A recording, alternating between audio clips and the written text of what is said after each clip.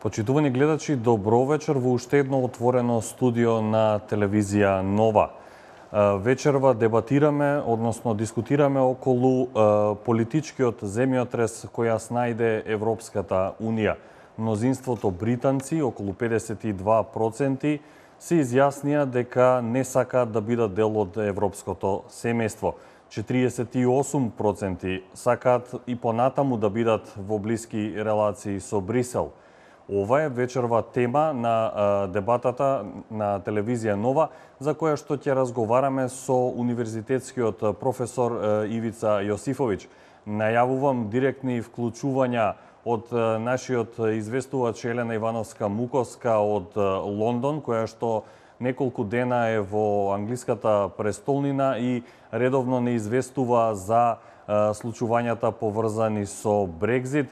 Исто така ќе го анализираме како политичкиот, така и економскиот дел, економските последици од одлуката за напуштање на Европската Унија од страна на Велика Британија. Ќе слушнеме размислување и на други дипломати и новинари.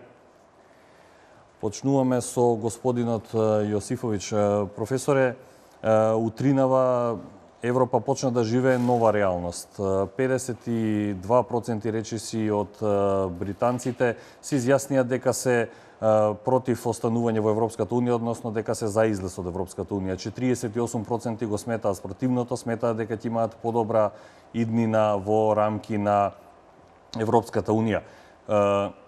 На што се должи сето ова? Дали е изненадувачки крајниот резултат со оглед и на сите анкети кои што беа 50-50, дали можеби крахираше идејата за обединета Европа наспроти националните интереси или пак сметате дека се работи за нешто друго?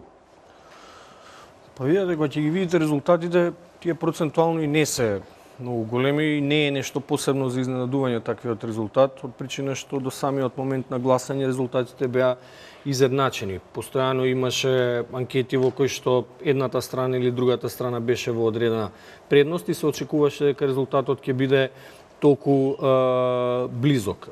Ја реално не очекував дека Велика Британија ќе излезе, иако имам ставови за кои што ги поддржувам и оние кои што се залагаа за излез на Велика Британија од Европската Унија. Треба да се има предвид дека Европската Унија оваа вест ја дочека многу страшно. Мислам дека тоа е голем, сериозен удар за нив и мислам дека тоа би требало да предизвика одредени реперкусии кон целата Европска Унија и кон сите други држави членки, кои што мислам дека во одреден момент сега ќе си го преиспитаат и своето членство внатре во Европската Унија. Ова дојде во еден многу тежок момент за Европската Унија.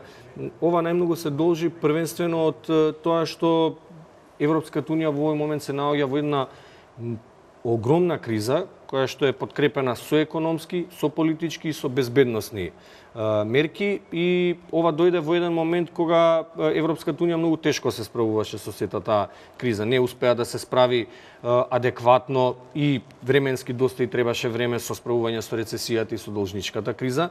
Не успеа да се справи и се уште не успеа да се справува со мигрантската криза. Тоа е една и од основите за која што се водеше дебатата за излез на Велика Британија од Европската Унија, и ова дојде како капак на се во кое што кампањата беше водена токму за оние кои што беа за излез од Европската Унија. Кампањата беше водена токму во таа насока, во поглед на мигрантите, во поглед на она што Велика Британија го губи со членството во Европската Унија. Треба да се има во предвид дека Велика Британија е држава која што води многу сериозни јавни дебати кога се работи за државни прашања.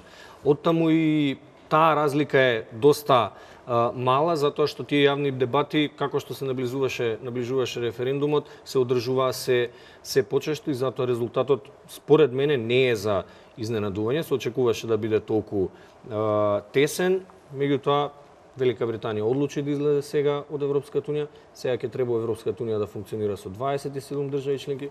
Ќе видиме понатаму од текот на дебатата како тоа ќе оди. Што добива, што губи Британија и што добива и што губи Европската Унија? Прво и основно, Британија ќе го добие она што најголемиот дел од според гласовите, тие се околу 1 милион повеќе, го бара самите граѓани, тоа е враќање на суверенитетот. Треба да се знае дека со членство во Европската унија секоја држава треба да отстапи дел од својот суверенитет. Она што дополнително Британија го добива е контрола над својата внатрешна политика. Односно, над неа нема да виси сега бирократски избрана Европска комисија или председател на Европски совет, кои што не се бираат од страна на граѓаните, туку се бираат исклучиво од страна на европските лидери. Тоа е тоа што Велика Британија во основа го добива назад и мислам дека тука имаат најголема добивка, најголема корист во тоа. Она што ќе изгубат првенствено би требало да се гледа на финансиски план, иако оние што заговара излез сметаат дека тоа ќе биде краткорочно, меѓутоа тоа може да допринесе малку поголеми потешкоти, од причина што Лондон е главен финансиски центар на Велика Британија. Од таму сите очи беа свртени по завршување на референдумот, сите очи беа свртени кон Лондон. Сега имате држави кои што наместо да се свртат кон еврото, фунтата, акциите, берзите се вртат кон јапонскиот јен, американскиот долар и златото. Политички Британија си ја врати својата сувереност, си го врати своето самостојно одлучување, самата таа да одлучува за начинот на водење на својата економска политика, граѓаните да бидат тие кои што ќе одлучуваат, за разлика од тоа што Европската унија губи една голема силна држава членка која што има една од најстарите, таа влегува во првото проширување на Европската унија 73 година, меѓутоа треба да се има во предвид дека како начинот на проширување на Европската унија со Велика Британија беше многу тежок, така и моментот на стапување во членство на Велика Британија до ден денес, таа секогаш го преиспитуваше своето членство, што денеска кулминираше со нејзино конечно излегување. Пред првата пауза уште едно појаснување, па потоа веројатно ќе се преселиме во Лондон, ќе видиме и атмосферата вечерва. Да појасниме за гледачите дали ова конечна одлука или британскиот устав, британскиот систем познава начини да се филтрира ова одлука до дефинитивно да стане конечно во насока на одлучувањето на британскиот парламент. Па според британскиот устав таму има една мала разлика околу одржување на референдумот кој што правно не е обврзувачки, меѓутоа треба да се има предвид дека ако не ја почитувате волјата на граѓаните, тогаш ќе бидете политички, ќе извршите политичко самоубиство. Треба да се има предвид дека најголемиот дел од пратениците на британскиот парламент се за останување на Велика Британија во Европската унија.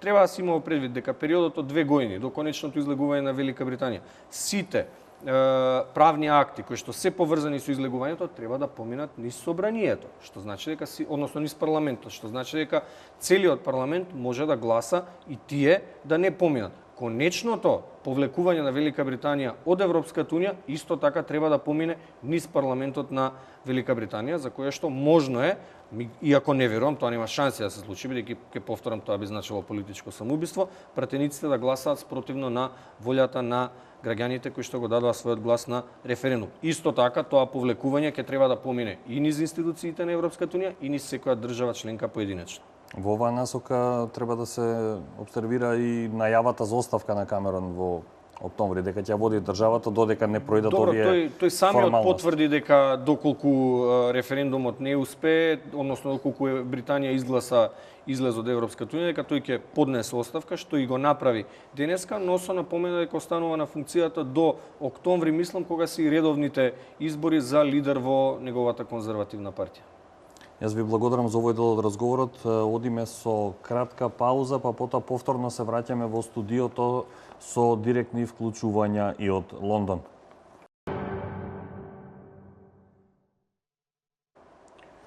Почитувани гледачи, повторно сме назад во студиото на телевизија Нова со универзитетскиот професор Ивица Јосифовиќ. Разговараме околу одлуката на Британија за напуштање на Европската унија.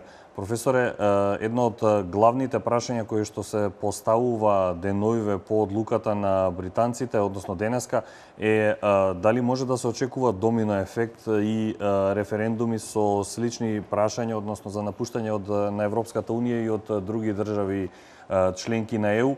Особено се споменуваат Франција, Италија, Холандија. Во таа насока изјавата на односно Facebook статусот на Лепен од денеска дека Франција мора да биде следната која што ќе одржи референдум ист како оној на Британија. Како ваквите информации можат да се обсервираат контра оние дека Шкотска може да организира референдум за одцепување од Британија, за останување во Европската Унија, како и оние најави кои што доаѓаат од Ирска, од крајно десните структури, од таму дека е можно повторно обединување на Република Ирска и Северна Ирска. Добро, сега тоа е моменталниот контекст. Најпрви за домино ефектот, дали може да добро, предизвика? тоа е моментален контекст, за треба да видите дека сега се тие под одредена еуфорија, па затоа и настапуваат со такви изјави. Треба да се има предвид дека и лидерите на Европската Унија, колку и да делуваат дека не се загрижени, па излегуваат со изјави дека Европската Унија сега ќе биде постабилна и посложна околу незиното функционирање, сепак има одреден страф кај самите лидери кој што може да предизвика еден вид на домино ефект. Ова е постапка која што ја поврекува, односно ја почнува една прва држава членка на Европската Унија според членот 50 од договорот од Лисабон, и тоа прво покренување на постапка за излез од Европската Унија успеа. Треба да се има предвид дека со оглед на кризите во кои што се наоѓа Европската Унија, првенствено економска, а потоа политичка и безбедносна поврзана со мигрантската, доведе до се поголем пораст на популистички, антиевропски ориентирани политички партии. Тоа доведе и до се повеќе поголемо загревање на тие партии да организираат, односно да отварат јавни дебати и јавно да упатуваат критики до начинот на функционирање на Европската Унија, со што се почна да се подгрева и теренот за евентуално одржување на референдуми во повеќе држави членки. Треба да се има предвид дека тоа првенствено доаѓа во моментов од посилните членки на Европската Унија. Тоа може да го направи Франција, тоа може да го направи и Австрија, може да го направи Холандија, може да го направи Данска. Значи, повеќето држави членки од Западна Европа во моментов се наоѓаат во сериозно размислување. Жан-Мари Ле Пен изјави дека дури Франција има и многу поголеми причини за да излезе од Европската Унија. Така што сега мислам дека тие го чувствуваат правиот момент да тргнат во една дебата за одржување евентуално на референдуми во своите држави за излез од Европската Унија, да се има во предвид дека повеќето од овие држави наредната година ќе одржуваат избори, како што е Франција, Германија, Холандија, сите тие ќе одржуваат избори. Тука може да биде првиот момент каде што ќе може да се провери импулсот на тие држави, односно на оние десничарски партии за евентуално излегување од Европската Унија. Значи, домино ефект постои. Колку и да сметаат лидерите на Европската Унија дека тоа е тешко да се случи или дека тие сега ќе покажат одредено единство и одредена солидарност за да можат да ги задржат европските држави заедно во една целина, тоа оди многу тешко, затоа што и претходниве кризи во кои што се наоѓа Европската Унија покажа дека тие се многу и крајно поделени за многу клучни и значајни прашања, како што е мигрантската криза. Тоа е криза во која што Европската Унија не може да се справи и се уште нема адекватно решение. И тука државите се многу јасно поделени токму околу таа можност за излез на некои држави членки од Европската Унија. Прашањето за мигрантите беше еден од главните стимули на оние кои што се двоумеа дали да го дадат својот глас за излегување од Европската Унија, да го сторат тоа. Дали можеби она политичка структура во Британија која што се залагаше за Брекзит го стимулираше народот со прашањето за мигрантите? Значи, ударна палица на партиите кои застанаа за Брекзитот беа токму мигрантите, затоа што Британија не е погодена само мигранти кои што доаѓаат од Северна Африка и од Блискиот Исток, туку е силно погодена и со работна сила која што доаѓа од самите членки на Европската Унија, која што е некаде број околу 3 милиони жители, и затоа тие удрија најмногу на мигрантите и најголемиот дел кој што се однесуваше на таа кампања за излез на Велика Британија од Европската Унија беше негативно настроена, токму поради мигрантите, токму поради можноста од нарушување на економскиот баланс внатре во државата. Така што мислам дека мигрантите и понатаму ќе играат улога во поголемиот дел од државите членки околу нивното идно одлучување за преземање на референдуми за излез од Европската Унија. во оваа насока колку централизираноста на одлуките на релација Брисел-Лондон е причина и за ваквата одлука? Дали британците сакаат поголема автономија и во таа насока? Со самиот излез британците сакаат да имаат целосна автономија во начинот на своето одлучување, во начинот на своето действување. Прашањето е како сега Британија ќе се постави во поглед на заедничкиот пазар и во поглед на 4 слободи меѓу кои што влегува и слободното движење на лица. Британија во својата кампања истакна дека е многу засегната од начинот на кој што функционира бирократијата во Европската унија, начинот на усвојувањето на тие регулативи и директиви кои според правото на Европската унија имаат директна применливост во внатрешното право на Велика Британија и се над законите во Велика Британија, и Британија сакаше тоа едноставно да го оттргне, туку да може да се функционира според своето внатрешно право, и токму таа централизираност, токму таа супранационалност која што ја имаат институциите на Европската унија над Британија доведе до тоа британците да одлучат да излезат од Европската унија, да можат да одлучуваат самостојно за своите внатрешни работи. Во која насока ќе оди реализирањето на оној договор за целосно одвојување на Британија од Европската унија? Според одредени информации потребни се 2 години. Особено тешко би требало да оди договорањето во економскиот дел и делот на проток на луѓе покрај оној политичкиот дел. Тоа е веќе прашање на момент. Значи, членот 50 од договорот од Лисабон, кој што е малку површен, вели дека излезот на некоја држава членка од Европската унија треба да трае 2 години.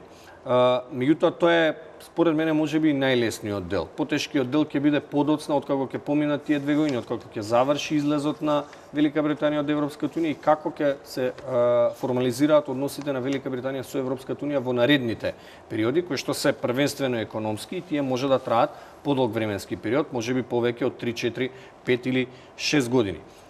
Треба да се има во предвид дека Велика Британија сега се наоѓа во една позиција на која што од неа бараат итно да се активира членот 50, за да може да започне веднаш постапката за нејзин излез од Европската унија, нешто што и самите тие не сакаат во моментот да почне. Тие се залагаат, посебно оние кои што беа за излез на Велика Британија од Европската унија, се залагаат за помалку екстензивни неформални разговори со државите членки и со Европската комисија, за да утврдат на кој начин и дали ќе се активира постапката според членот 50. Европската унија бара тоа да биде веднаш сторено, за да не се пролонгира оваа ситуација уште неколку месеци, а со самото тоа да може и институциите на Европската унија да ја стават Велика Британија во малце понелагодна позиција, затоа што видете, Британија без разлика што го излезот од Европската унија, таа нема автоматски да излезе надвор од Европската унија. Таа и понатаму ќе биде членка на Европската унија, понатаму ќе биде дел од заедничкиот пазар, понатаму ќе учествува во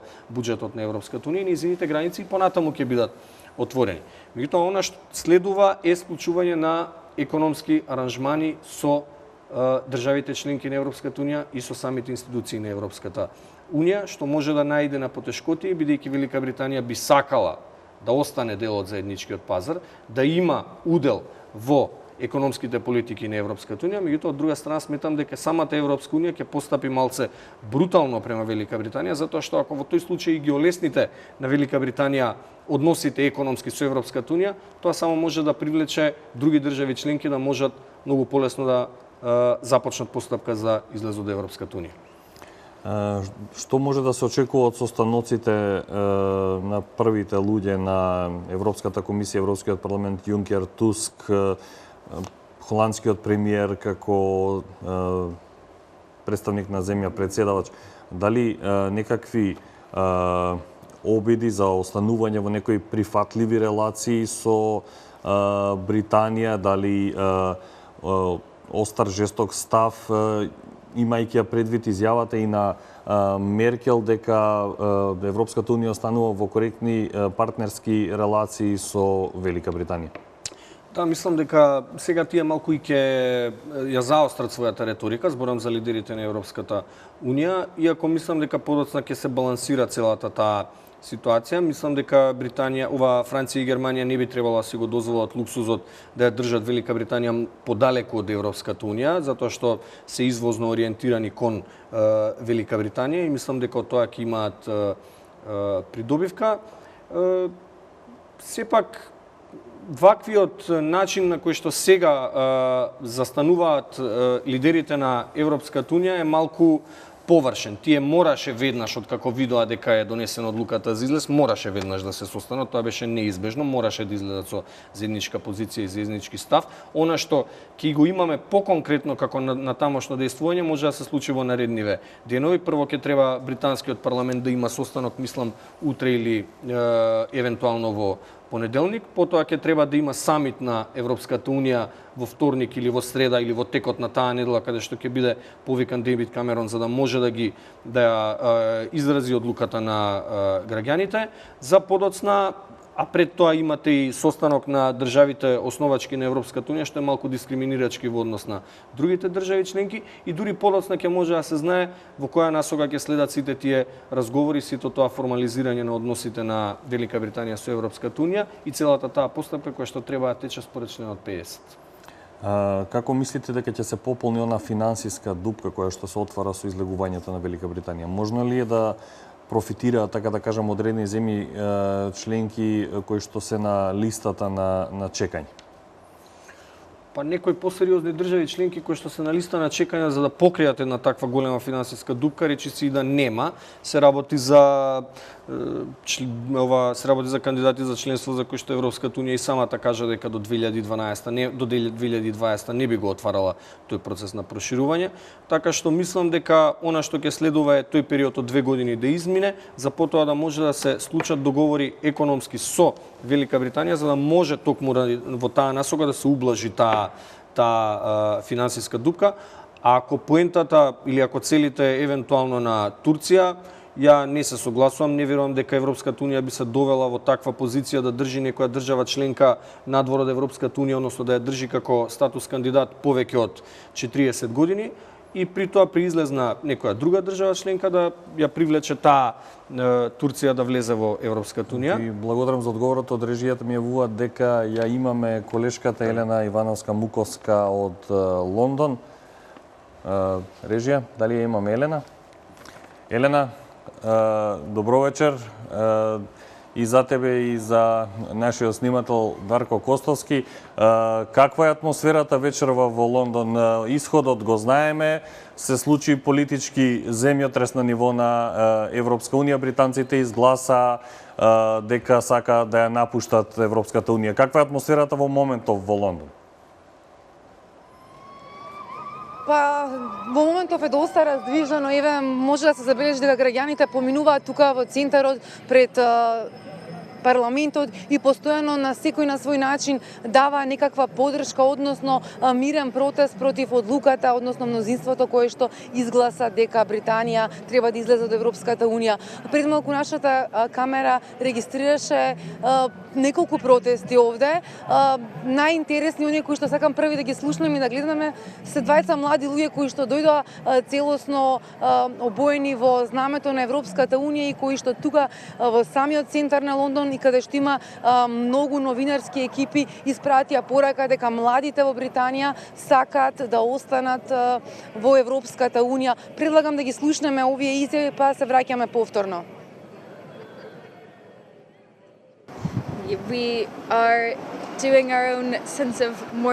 Ова е нашиот протест. Разочарани и засрамени сме од резултатот на референдумот. Нема жалење или омраза, само тага.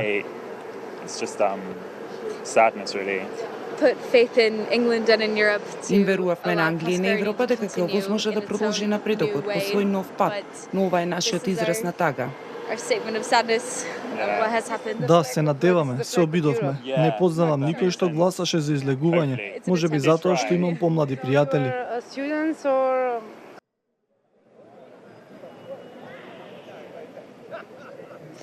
Да, овде каде што се наоѓаме и сите светски телевизии, Овде каде што се наоѓаат сите светски телевизии, може да погледнете, тука имаат своји импровизирани шатори, студија од каде што анализираат, коментираат светската вест која што го шокираше, што го потресе и Европа и светот. Еве во овие моменти ќе го замолам колегата Дарко Костовски да свртиме и малце кон другата страна, бидејќи сите знаат дека овде се сите медиуми кои што во живо пренесуваат, постојано на различни начини се изразуваат протести. Еве во овој момент поминуваат групи со велосипеди, дел од нив ги носеа и знамињата на Европската унија, на земите во Европската унија. На вистина попладнево овде се раздвижи и голем број од граѓаните изразуваат револти, незадоволство од одлуката Британија да излезе. Пред малку камерата на телевизија Нова исто така регистрираше еден друг протест. Таму беа млади студенти кои што беа заедно со нивниот професор. Тие има исцртано табли на кои што пишуваше не за Борис и не за граници. Борис се мисли на поранешниот градоначалник на Лондон, Борис Џонсон, кој што беше предводник на Брекзит кампањата, односно се залагаше Британија да излезе од Европската унија. Исто така на протестите тука, кои што беа претходно, беа исцртени многу пораки со кои што велат дека денеска граѓаните се срамат што се британци, велат не на национализмот и расизмот, сметаат дека кампањата за Брекзит била националистичка и расистичка и тие не се согласуваат со тоа, не сакаат да бидат дел од таква Британија.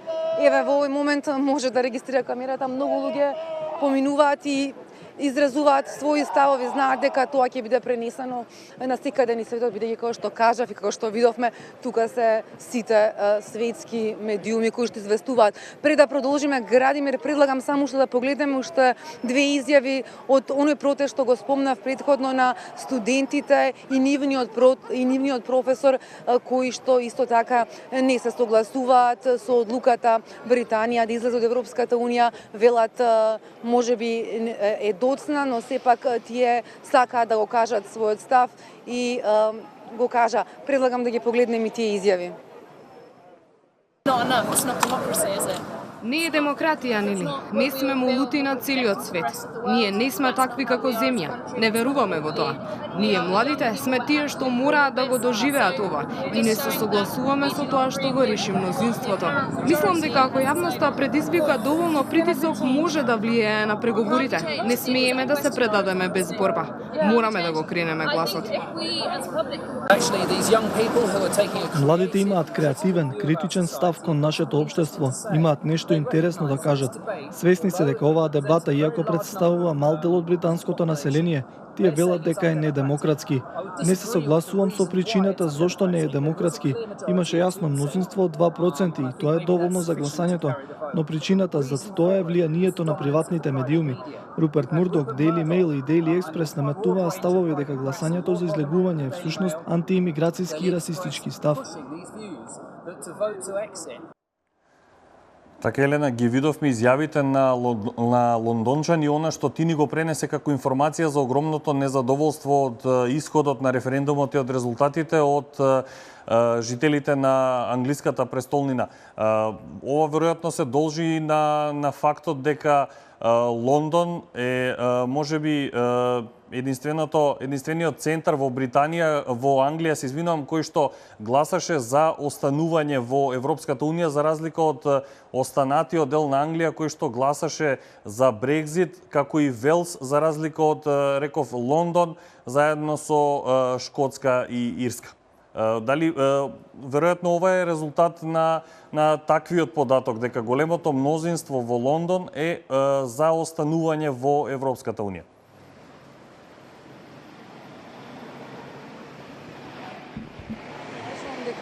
Во Лондон над 60% од граѓаните беа за Британија да остане во Европската унија, како што констатира и ти, исто така како и Шкотска и Ирска, за разлика од Велс и останатите делови од Англија, кои што беа за Брекзит или превагна, тоа беше го изгласаа Брекзитот вчера на референдумот. Да, во Лондон навистина мнозинството е против ова и тоа може веќе да се почувствува. Еве во Пладнево, како се соочија емоција, со шокот, бидејќи до последен момент никој не беше на чисто насигурен што ќе биде резултатот. Сега тоа е веќе повеќе од јасно и сите се обидуваат некако, ако доколку има, иако како што можевме да слушнеме од многуто аналитичари, правно шансите се многу мали. Сега останува да биде повикан членот 50 од Лисабонскиот договор и да почнат преговорите за одцепување, за излегување, за напуштање од Европската унија. Да, ова навистина беше земјотрес, да, ова исто така предизвика, како што викаат некои аналитичари овде, се започна синџирот на нуклеарна реакција, толку голем потрес, толку голема реакција се очекува од сето ова. Градоначалникот на Лондон во текот на денот се обидува да ги смири своите сограѓани дека како и да е, Лондон ќе остане во центарот, дека ќе остане економски силен туристички град, центар на Европа и на светот. Тој дури ги повика и инвеститорите и бизнисмените да останат, да не ги повлекуваат своите бизниси, дека Лондон и понатаму ќе остане силен како што беше и досега. Елена, уште едно прашање. Непосредно пред твоето вклучување добивме информација дека постои онлайн петиција на која што над 70.000 лондончани си имаат подпишано за останување на Лондон во Европската унија. Дали имаш такви информации? Па, конкретно за таа петиција немам сознание, но гледам дека на сите страни на различни начини лондончани се мобилизираат, се обидуваат да го кажат своето незадоволство на мирен, на иновативен и на многу креативен начин.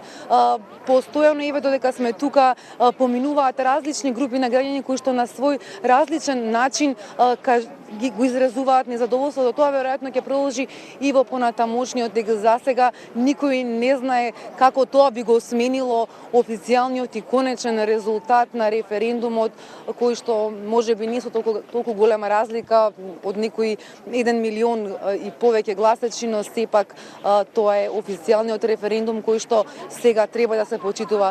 Премиерот Девид Камерон токму затоа го најави и сега мора да го почитува тој резултат. Тој денеска најави дека ќе се поднесе оставка, или како што известивме, дури некаде во септември, во октомври започнате процесот, најверојатно и ќе нема назад. Елена, јас ти благодарам за овој исцрпен извештај, ти благодарам уште еднаш за сите твои јавувања од Лондон изминативе денови. Телевизија Нова во средиштето, во епицентарот на политичкиот земјотрес која стресе Европската унија, кој што веројатно ќе има политички и економски последици уште долго време. Среќен пат за назад и ти благодарам за исцрпниот извештај. Ние одиме со уште еден блок реклами, уште една кратка пауза, па потоа повторно се враќаме во студиото со нашиот гостин Ивица Јосиф.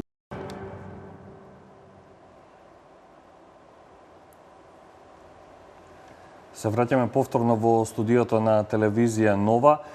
После вклучувањето од Лондон на колешката Елена Ивановска-Муковска од центарот на политичкиот земјотрес наречен Брекзит, продолжуваме со уште едно линковско вклучување, овој пат на колегата Емил Десподов од пред седиштето на Европската унија во Скопје, од пред ЕУ инфоцентарот.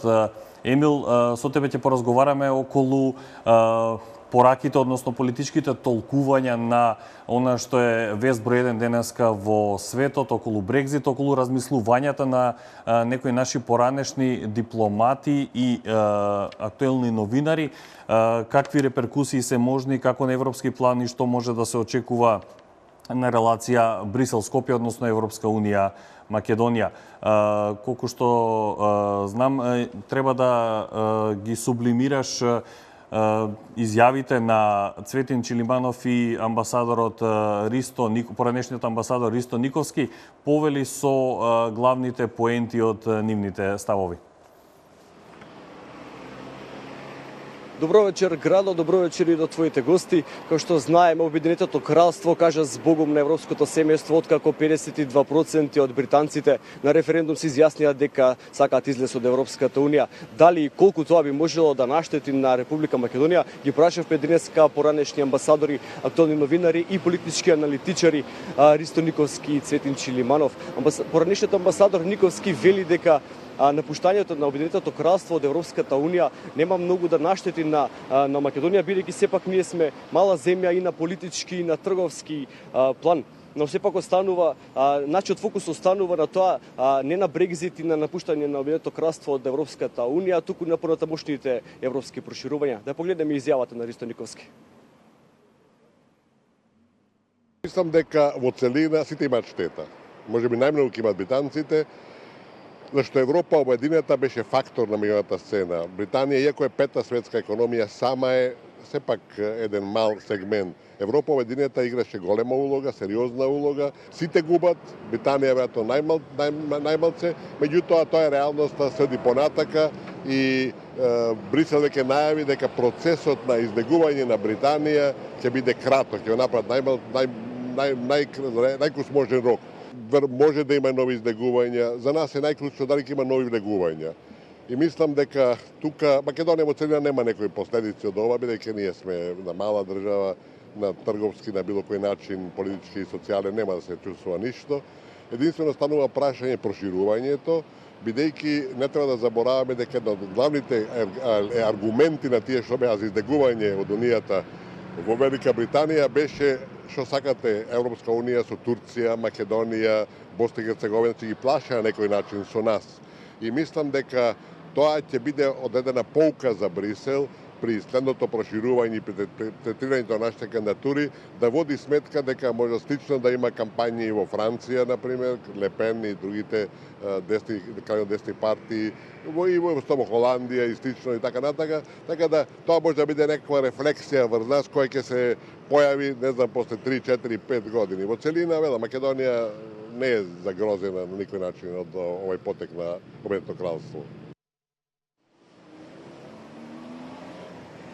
Политичкиот пак аналитичар Цветин Чилиманов и актуелен новинар смета дека Брекзит може само Европската унија да направи посилна, но доколку таа престане да се меша во внатрешните работи на земјите од европското семејство, Чилиманов силно верува дека Британија ќе се постави на чело на еден круг од држави надвор од границите на Европската унија, но може да се појават и други земји членки актуелни кои што би можело да најдат несогласување помеѓу нивните политики и федерален Брисел. Да ја погледнеме изјавата на Цветин Чилиманов. Не, јас мислам дека Европската унија може да биде напротив посилна отколку што беше до сега, доколку престане да се мешава внатрешните работи на државите членки и доколку се држи до тоа што се нејзини суштински овластувања во кои што навистина е добра. Ние имаме пример во Македонија каде со отворање на една фабрика од Британија, благодарение на договорот за слободна трговија на Джонсон Мети, преку ноќ Британија стана наш прв трговски партнер и за увоз и за извоз. Очекувам дека Британија во моментов ќе се постави на чело на еден надворешен круг на држави околу Европската унија, кои што ќе одбијат понатамошно цврсто интегрирање и следење на правилата на федерален Брисел, а ќе прифатат еден полабав однос кон Европската унија на трговски партнери, сојузници во надворешни политички прашања, но без обврска да се наметнуваат ставови. Тука ги гледам дефинитивно Полска, Чешка, Словачка, Унгарија, балканските земји, Турција, која што не смеме да забораваме дека владеачката партија во Турција има партнерски однос со британските конзервативци, исто како што и владеачката партија во Полска. Во моментов, британските конзервативци дефинитивно се едни од повлијателните, водат еден од повлијателните политички блокови во Европа. Тоа не сме да се игнорира. Ќе има тука и други држави кои што ќе се почувствуваат дефинитивно обесправени од односот на Европа кон нив. Можеби Италија од октомври, можеби Шпанија, Данска, Холандија. Така да дефинитивно Британија може да биде гласот на еден надворешен круг. Јадрото на Европа нека си остане, доколку сакаат Франција и Германија да бидат цврсто интегрирани меѓу себе, во ред, тоа е нивно право, но Британија дефинитивно може да биде глас на еден голем круг држави кои што ќе сакаат да соработуваат со Европската унија, но без наметнување на правила на игра од страна на Брисел.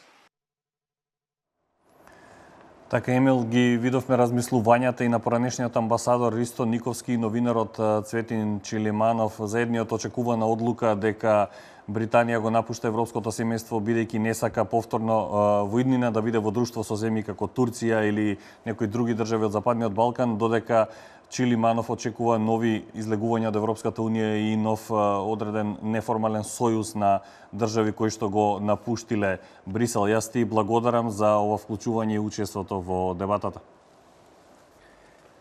Ние продолжуваме со професорот Јосифовиќ. Сметате ли дека ова излегување на Британија од европското семејство ќе влијае во голема мера на заедништвото на Европската Унија, кое што сака да го демонстрира Јункер и конкретно и она што не засега нас како држава врз процесот на проширување. Јоханес Хан, неговиот став, еврокомесарот за проширување, дека процесот на проширување ќе продолжи без оглед на излегувањето на Британија. Добро, ако се осврнеме на ставот на Јункер, ја пак ќе потенцирам дека заедништвото е нешто што Европската Унија го изгуби многу одамна. Многу е тешко да го поврати назад, затоа што ќе треба да ги седнете сите лидери на една маса и да барате од нив да се согласат дека Европската Унија би требала да се реформира. А имајте во предвид... Се измести ли ЕУ од она тежиште првично заради кое е формирана на незините почетоци? Видете, ја уште од незиното основање немам некоја голема љубов кон нивниот став дека тие се семејство кое што се ја проширува својата зона на мир, стабилност и безбедност, иако се гледа дека тоа не е целосно едноставно, така што тие целосно се оттргнаат од тој нивни или свој личен приоритет. Европската Унија во овој момент се наоѓа во една криза за која што е потребно нејзино внатрешно преструктурирање, па ако не би рекле од корен, мислам дека би требало да биде многу сериозно преземено, затоа што од 90-та година кога почна оние класични договори за основање на Европската Унија, до ден денеска вие имавте некаде околу 4 или 5 промени на договорите кои што речиси се случува секогаш во периоди на криза. И видовте дека со таа промена, се гледа дека со таа промена на договорите Европската Унија ниту успеала да излезе нешто посилно, ниту успеала некако на поефикасен начин да се справи со кризите. Она што го кажува Цветин Чилиманов во однос на тоа дека Европската Унија ќе биде посилна и би требала да се реформира е малку тешко за остварување, затоа што во овој момент Европската Унија со изгледот на Велика Британија е далеко ослабена, со изглед на една држава членка која што е економски силна, а од друга страна па да, Европската Унија сега во овој момент мора да се преструктурира на начин на која што ќе биде далеку поправедна, ќе се симне, ќе се спушти целосно до граѓаните на државите членки на Европската Унија, за да може да ја доведе Европската Унија и начинот на нејзиното функционирање токму да го почувствуваат тоа лично. Имајте во предвид дека начелото на поделба на власт во Европската Унија не е како што е во сите држави на европскиот континент. Во државите членки начелото на поделба на власт е обично хоризонтална и таа е јасно поставена. Таа е законодавна, извршна и судска, каде што секоја действува во својот домен на надлежности. Во Европската Унија таа поделба на власт е вертикално поставена, каде што имате повеќе институции кои што действуваат во рамки на нивните надлежности. Европскиот парламент не е класично законодавно тело, туку тоа ги усвојува правните акти на Европската Унија заедно со Советот на министри, а Европската комисија излегува како иницијатор. Значи имате повеќе институции кои што се хиерархиски поставени во рамки на Европската Унија. И тоа е тоа што најмногу им смета на граѓаните. Не се тие директно вклучени во процесот на одлучување како што би требало тоа да биде во рамки на државите членки. Можен ли е ваков сојуз на држави кои што членувале во Европската Унија, кои што ќе напуштат, неформален сојуз на кој што алудира Чилиманов? Да, апсолутно и за тоа се согласувам, затоа што сега се подгреани тие можности државите членки кои што се за излез од Европската унија или оние кои што се за спроведување на референдум за излез, да можат да се обединат за да можат заеднички да настапат, доколку настапат заеднички знаат дека проспектот за успех им е далеку поголем отколку би оделе поединечно и мислам дека таков блок би можел да настане помеѓу Франција, Холандија, Австрија, тука имате и крајно десничарската Унгарија. Имајте во предвид дека таков блок веќе почнуваат да формираат и оние кои што од Велика Британија гласале за останување во Европската унија, меѓу која Шкотска, која што бара референдум за независност, меѓу која што и Северна Ирска, која што ќе бара да се соедини подоцна со Република Ирска, доколку спроведе таков референдум за независност. Имајте во предвид дека тука е Гибралтар, кој што е англиска, односно територија на Велика Британија, кој што со 95%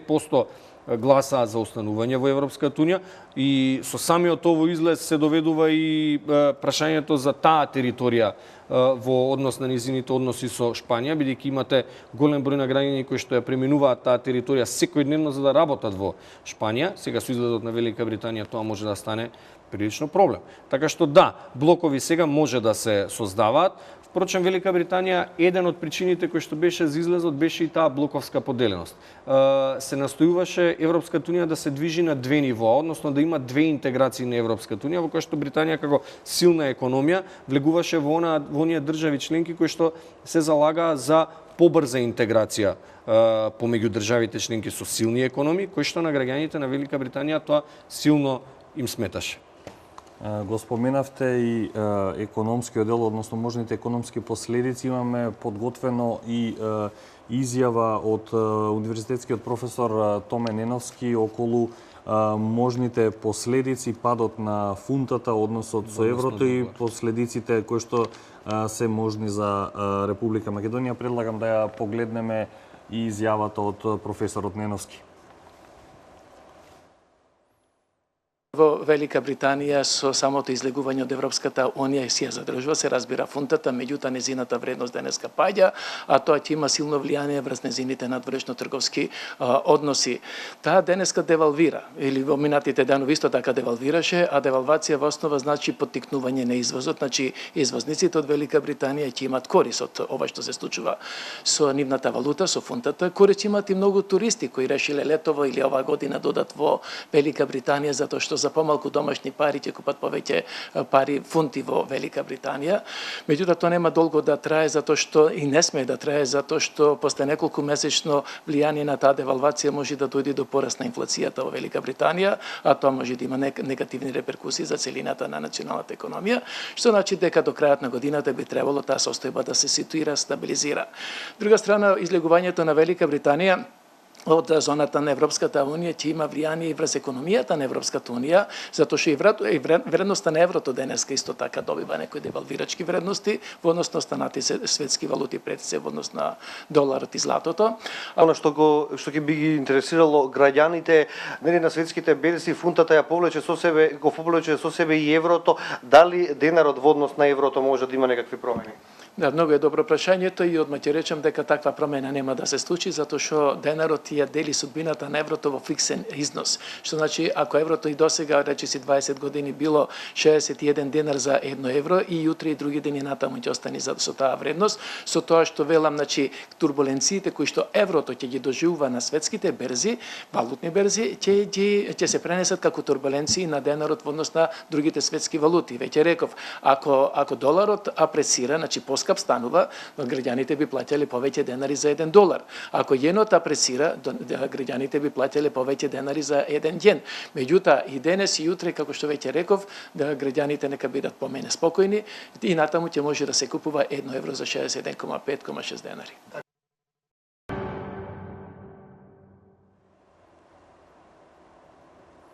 Се враќаме повторно во студиото на телевизија Нова на разговорот со професорот Јосифовиќ. Професоре, го чувме размислувањето и на Неновски во однос на економскиот дел? Дали ова ќе предизвика последици на економски план? Ајде прво тоа да го изанализираме. Дали според вас се можни потреси на ниво на Европска унија, особено после тоа во Република Македонија со оглед на односот фунта-долар, паѓањето на фунтата и негативното влијание на сето ово и врз европската валута? Добро, дека кратко може да се одговори исто како што каже и професорот, дека тоа нема да има некое посебно влијание во однос на нашиот денар во однос на еврото. Поголема е тежината на цела оваа работа околу фунтата и доларот, затоа што Велика Британија не е дел од Европската централна банка, не е дел од еврозоната, така што ние сме врзани за еврото преку Европската централна банка и сметам дека Велика Британија тука нема да, односно Република Македонија во однос на овој поглед нема да има некои големи реперкусии во паѓањето на вредноста на еврото во однос на денарот. Тоа би било единствениот мој така логичен краток одговор. Не сум економист, меѓутоа знам дека со самото тоа дека ова Велика Британија не е дел од Европската централна банка, не е дел од еврозоната, тоа нема да повлече некои поголеми последици за економијата и за денарот, врзаноста на денарот со еврото. Се враќаме на политичкиот дел, она што нас можеби најмногу не засега индиректно, како земја кандидат за членство во Европската унија. Колку излегувањето на Британија може да го измести ставот на Брисел во однос на сите кандидати, земји кандидати за членство во Европската унија, а особено колку нас може да не оттргне од патот кон евроинтеграцијата. Дали ова ќе значи дека во одреден период ќе бидат ставени во мирување релациите Скопје-Брисел во насока на побрза интеграција и на земјава во Европската унија, исто така имајќи ги предвид и домашните проблеми со кои што се соочуваме? Треба да се има предвид дека проширувањето веќе е ставено во мирување подолг временски период. Тоа не е ставено само од страна на Европската унија, туку тоа веќе подолг временски период се случува и во земјите кандидати. Во самите држави членки на Европската унија расположението за проширувањето е паднато на доста ниско ниво. Државите членки не се заинтересирани со проширувањето на нови држави членки во Европската унија, иако Европската унија како целина го има искажано својот став дека Европската унија нема да биде цела без интегрирање на државите од Западен Балкан. Што се однесува до Република Македонија, може да се види дека и кај нас малку стагнира, односно опаѓа поддршката за членство во Европската унија. Тоа е малку повеќе резултат на политичката криза во која што се наоѓаме и начинот на кој што Европската унија во изминатиот период се однесува со Република Македонија, држејќи не доста далеку од вратите на Европската унија во поглед на почетокот на преговори, не толку повеќе колку водење на некоја јавна дебата околу недостатоците и придобивките од членство во Европската унија. Треба да се имамо предвид дека од 90-тите години наваму сите држави кои што влегува во Европската унија речиси претходно и да немале некоја поголема поддршка од 65 или 70% за членство во Европската унија. Очекувате ли после овој исход од Брекзитот намалување уште на процентот за поддршка за членство на Македонија во Европската унија, иако последните анкети, иако можеби мал пат, меѓутоа се уште доста висок, како за ЕУ, така и за НАТО? Значи, кај нас треба да се знае дека високиот процент за членство во Европска унија и НАТО е затоа што тие се презентираат малку глорифицирачки, сметајќи дека со членството веднаш ќе почне да тече млет и млеко, што не е така. Мислам дека треба отворено да се зборува за членството во Европската унија и НАТО, да има повеќе јавни дебати, јавно да се демонстрираат кои се придобивките и кои се недостатоците од членството, бидејќи се работи за преговори. Вие водите преговори од кои што подоцна ќе ги согледате кои ќе бидат придобивките и недостатоците. Излезот на Велика Британија од Европската унија ќе има одредени реперкусии врз Македонија, затоа што тука обичниот граѓанин би можел да го свати како можност дека ете Европската унија веќе почнува да се распаѓа, тогаш што би барале ние, што би барале ние да влеземе во клуб кој што веќе се распаѓа, се работи за ексклузивен клуб кој што нас не држи долго време надвор од Европската унија поради инаетот, исклучиво поради инаетот на една држава членка, не толку поради нашите реформски процеси кои што треба да ги спроведеме, колку поради инаетот на една држава членка, бидејќи има едно прашање кое што јас постојано го поставувам со било кој што се занимава со процесот на проширување во Европската унија, во кое што им поставувам прашање дали доколку ние спроведеме најдемократски избори, ги спроведеме реформите во јавната администрација, имаме најнезависно судство, имаме најнезависни медиуми, нивото на корупција го спаднеме на најниско можно ниво, дали ние во таков случај би добиле преговори? Јас упорно кажувам дека тоа би било не. Се додека имате нерешен спор во однос на името со Грција, со држава членка која што води инает околу нашиот идентитет и нашето уставно име, ние нема да можеме да почнеме преговори за членство во Европската унија. Губи ли Македонија искрен поддржувач во насока на интегрирање во европското семејство или пак не со излегувањето на Британија? Какво е искуството со Британија изминатиот период?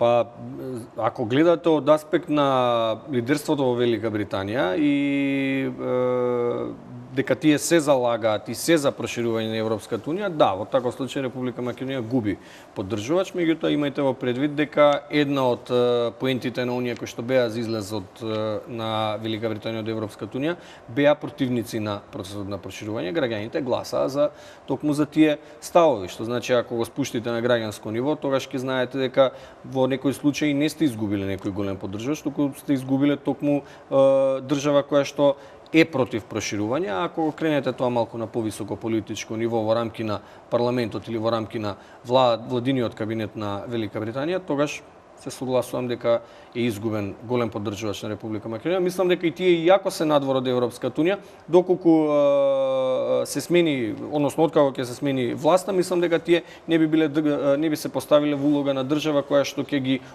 обесхрабрува другите држави за евентуално членство во Европската унија. Како мислите дека Британија ќе ги наблюдува сите процеси од надвор во Европската унија како земја членка која што доскоро била членка, сега веќе надвор од ЕУ? Па ќе ги наблюдува на начин на кој што ќе бидат утврдени нејзините односи со Европската унија. Постојат неколку сценарија, значи доколку таа утврди да има, тоа е едно норвешко сценарио или норвешка опција, доколку таа утврди да има односи со Европската унија на принцип на кој што има ЕФТА или слободната економска зона во рамки на Европа, во тој случај ќе биде заинтересирана да биде поблиску вклучена во сите работи што се случуваат во Европската унија. Ако оди на начин да ги разгледува односите со Европската унија од случај до случај, посебно со секоја држава членка, тогаш во тој случај ќе ги решава односите со секоја држава поединечно. Меѓутоа, ако Велика Британија успее да склучи трговски, економски аранжмани, договори со Европската унија, со сите држави членки на Европската унија, поаѓајќи од европските институции, а не со секоја држава поединечно. Значи, ако склучи договори со целата Европска унија, во тој случај таа ќе биде длабоко вклучена во процесите во рамки на Европската унија, затоа што мислам дека Велика Британија ќе има корист од заедничкиот пазар и мислам дека ќе настојуваат тие да бидат целосно вклучени во заедничкиот пазар. И уште едно прашање за крај како сублимат, анализа кратка на ставот на Македонското министерство за внатрешни работи во контекст на надворешни работи, се извинувам на она што претходно го кажавме, дека Македонија губи поддржувач на патот на евроинтеграциите, на председателот Иванов кој што стравува Европската унија да не тргне по патот на Југославија, алудирајќи дека дали Британија е можеби европската Словенија каде што и ќе почне конечниот распад и моменталната ситуација, имајќи го предвид ќорсокакот во кој се најде политичкиот диалог во Република Македонија. Дали сето ова може да се анализира во еден поширок контекст? Губиме искрен пријател, Британија, Европската Словенија, Македонија треба да направи нешто самата за да докаже дека се уште е на трасата на патот кон Брисел со реформите и со политичкиот диалог и со конечна разрешница на кризата во Република Македонија? Не би сакал да размислувам во таа насока дека председателот Иванов сака да ја смести Велика Британија како југословенска Словенија, имајќи во предвид дека се знае како се случи тој распад и до што доведе. Не верувам дека председателот Иванов алудирал на такво нешто да има во поглед на војна. Тоа го говоревме и на почетокот. Значи, да, ова може да предизвика, иако постапката е сосема друга. Тоа беше еден вид на федерација.